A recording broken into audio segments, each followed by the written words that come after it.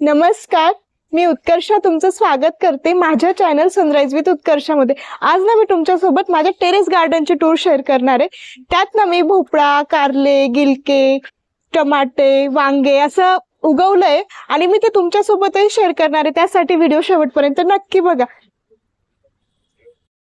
चला या, मी तुम्हाला माझ्या कारल्याची वेल दाखवते। आणि ही वेल ना आम्ही फक्त 2 महिने आधी लावली होती आणि मला याची एक हार्वेस्टिंग भेटली सुद्धा आहे। आता मी हार्वेस्ट पण करणार आहे आणि तुमच्यासोबत सर्व शेअर पण करणार आहे। आता इथे बघा किती छान कारले झालेत आणि त्याची लेंथ पण बघा आणि चव तर खूप भारी आहे। मी एकदा ना भरलेले कारले केले होते तर त्याची चव इतकी छान झाली होती, म्हणजे जे आपण स्वतः आपल्या हाताने पिकवतो ना त्याची चव ही वेगळीच असते आणि हे आम्ही अनुभवतो सुद्धा आहे। आता मी एक एक कारले तोडते बघा। एक ऑर्गॅनिक भाज्या म्हणजे हे स्वर्गसुख असतं आणि स्वतःच्या मेहनतीनं पिकवलेलं ते खाण्याची मजा वेगळीच असते। हे बघा किती मोठे आहे पण मध्ये।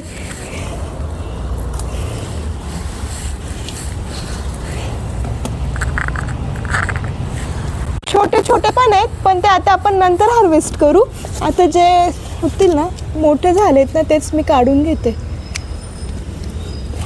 हे बघा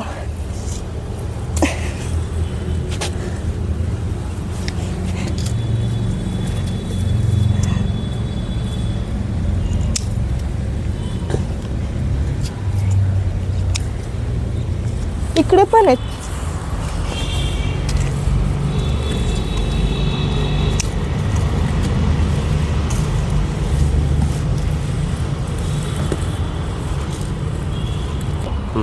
हे बघा हे असे छोटे छोटे फुलं येतात आधी, त्याचं रूपांतर हे असं होतं नंतरून। हे छोटं मिनी वर्जन आहे आणि त्याचंच हे थोडं मोठं आणि नंतर मग हे असं। आता असे छोटे छोटे कारले पण भरपूर लागलेत पण ते आता आपल्या काही कामाचे नाहीत। आणि हे बघा जवळपास मी 1 किलो कारल्यांची हार्वेस्टिंग केली आहे माझ्या 4 वेलांपासून। मी ना याची एक हार्वेस्टिंग केली होती किती 4-5 दिवस झाले ना का 3 दिवस आधी, आणि ही बघा दुसरी हार्वेस्टिंग 3-4 दिवसात। आता माझी परत 4थी हार्वेस्टिंग तयार होणार आहे 3-4 दिवसात। आता हे बघा छोटे छोटे कारले लागलेत, मी दाखवते तुम्हाला। हे बघा हे छोटं कारलं आहे, परत तिकडे पण होते बघा, हे पण इथे छोटे छोटे कारले लागलेत। हे पण हे पण आहे, असे बरेच आता हे 3-4 दिवसात तयार होऊन जातील। सो मी तर खूप हॅपी आहे एवढे कारले बघून, कारण की मी कारले लवर आहे। आता तुम्हाला आवडले की नाही मला कमेंट करून नक्की सांगा। आता ना हा वेल चढवण्यासाठी ना आम्ही एक ट्रिक वापरली। हे आपल्या घरात कपडे सुकवायचं असतं ना स्टँड, त्यालाच आम्ही असं पाईपला बांधून दिलंय आणि मधून हा एक रॉड।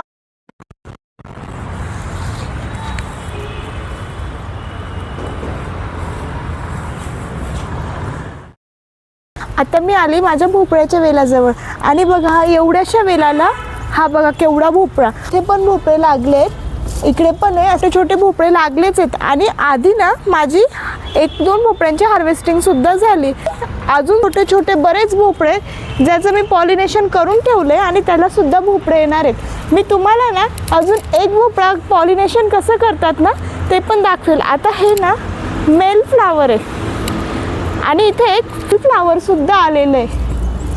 तर हे जे शेतात असतं ना त्यांनी करायची गरज नसते, पण आपल्या इथे एवढे भुंगे वगैरे येत नाही म्हणून हे असं पॉलिनेशन करावं लागतं।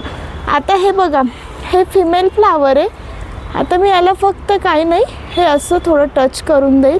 आता हे पॉलिनेशन झालं आहे। 2-3 दिवसापूर्वी मी हा भोपळ्याचं पॉलिनेशन केलं होतं आणि आता हा थोडा मोठा झाला आहे। याच्यावरून आता याची ग्रोथ होईल असं समजायचं। आणि हे बघा माझा पूर्ण वेल, हे बघा हा पण छोटा भोपळा आहे, हा पण मी याचंही पॉलिनेशन केलं आहे। आता हा थोडा मोठा होतोय। आता याची ना मी हार्वेस्टिंग करून घेईन।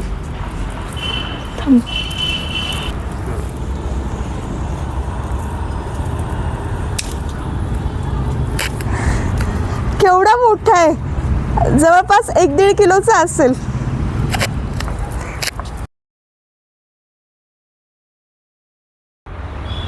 आम्ही ना वेली चढवण्यासाठी बघा असा मंडप तयार केलाय. असा मंडप तयार केला ना तर वेली व्यवस्थित चढतं आणि आपलं फळ सुद्धा छान लागतं, म्हणून असा मंडप करायचाच. आता हा माझा गिलक्याचा वेल, याला हे बघा एक गिलका आले, हे जे आहेत ना 2 छोटे छोटे लागलेत, 1 आणि 2, आणि त्याच्या शेजारी परत एक अजून गिलक्याचा वेल आहे. इथे मी कारल्याचा वेल पण लावलाय, त्याची कारल्यांची हार्वेस्टिंग मी आज सकाळीच केली. इथे ना मी मध्येच एक वांग्याचं झाड लावलंय. हे बघा एक वांगं आलंय आणि हे बघा फुलं पण आलेत त्याला, म्हणजे आपल्याला पुढेही वांगे भेटत राहणार आहेत. आता मी हे तोडून घेते, तुटत नाही ते.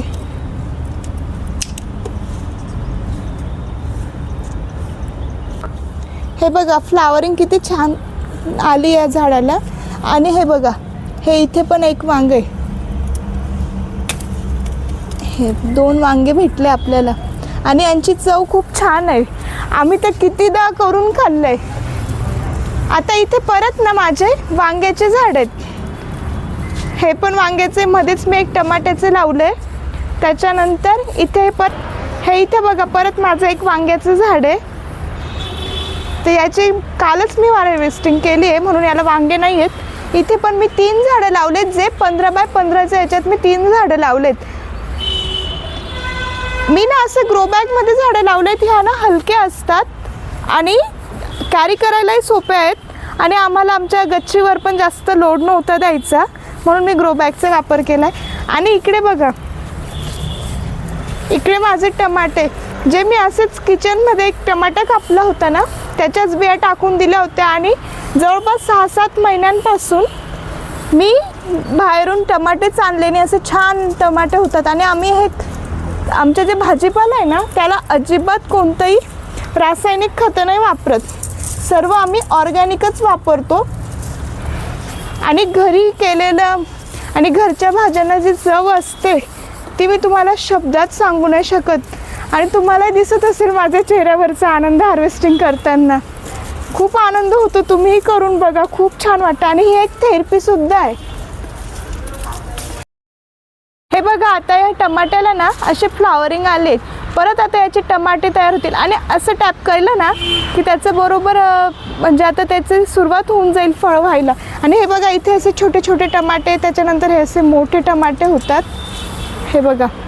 आणि मग हे बघा असं थोडे थोडे करून वाढत जातात. आता हे 15-1 दिवसात हे तयार होऊन जातील. आणि इकडे ना परत मी एक टमाट्याचं लावलं आहे, त्याची साईज थोडी मोठी आहे. हे बघा हा टमाटा किती छान आहे.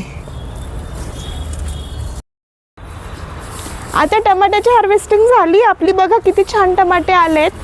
आता टमाट्यांचे ना मी 5 झाडं लावलेत, हे 3 वेगळ्या प्रकारचे आणि हे जे 2 आहे ना हे दुसऱ्या जातीचे. मला याचं एक्झॅक्ट नाव आता लक्षात येत नाही आहे, पण हे असे मोठे मोठे टमाटे आहेत. त्यानंतर ना मी इथे परत वांग्याचे झाडं लावलेत. तर इथे वांग्याच्या झाडांची ना जात वेगळी आहे. आणि हे बघा असे वांगे येतात त्याला, हे असे पांढरे, आणि याची चव पण खूप छान लागते. आणि याचं साईज जी असते ना ती खूप मोठी होते नॉर्मल वांग्यांपेक्षा. हे पण त्याच जातीचं आहे सारखं झाड आहे. इथं परत माझं एक टमाट्याचं झाड आहे, त्याला आता फ्लॉवरिंग येते. आणि बघा असे छोटे छोटे टमाटे पण लागलेत. आता हे सर्व टमाट्याचं झालं की इथे ना मी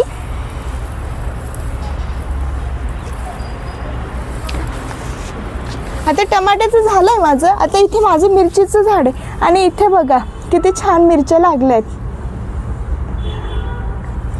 आणि फ्लावरिंग पण खूप छान झाली आहे. असं छोट्या छोट्या बऱ्याच मिरच्या लागल्या आहेत. आता मी याची जेव्हा हार्वेस्टिंग करेन ना तो पण व्हिडिओ मी तुमच्यासोबत शेअर करेल. हे बघा किती छान छोट्या मिरच्या आहेत आणि मला वाटतं हे बघा किती छान मिरची आहे आणि मला वाटतं की ह्या तिखट असतील, यांच्या कलरवरून असं वाटतंय.